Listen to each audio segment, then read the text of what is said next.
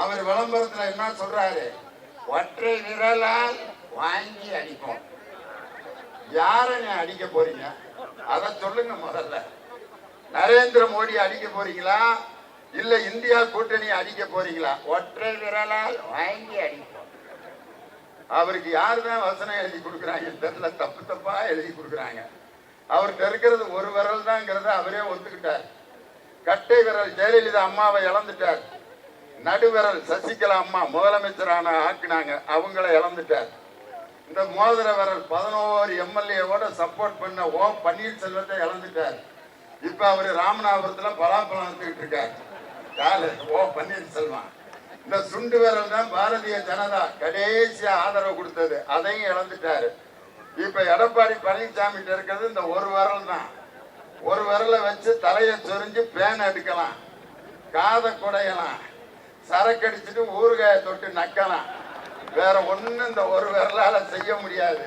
அவர் யாரை ஆதரிக்கிறாரு யாரை எதிர்க்கிறாருன்னு இதுவரைக்கும் அதிமுக காரங்களுக்கே புரியல.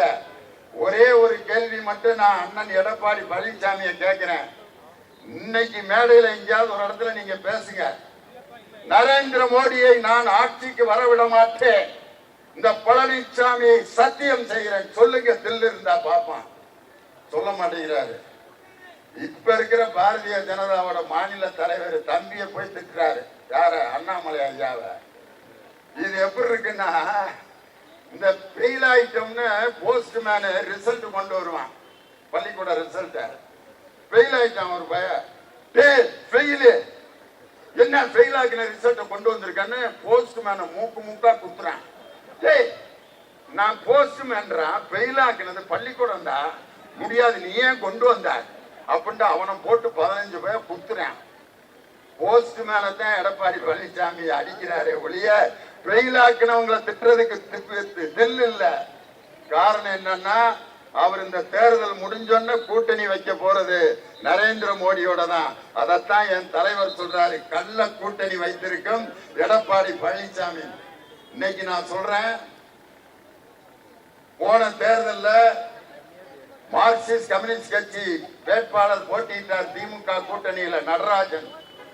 அவர் 5,71,000 வாக்குகள் வாங்கினார். அவரை எதிர்த்து போட்டியிட்ட பாஜக வேட்பாளர் 3,71,000 ஓட்டு. மக்கள் நீதி மையம் கட்சியினுடைய மகேந்திரன் 1,71,000 ஓட்டு வாங்கினார்.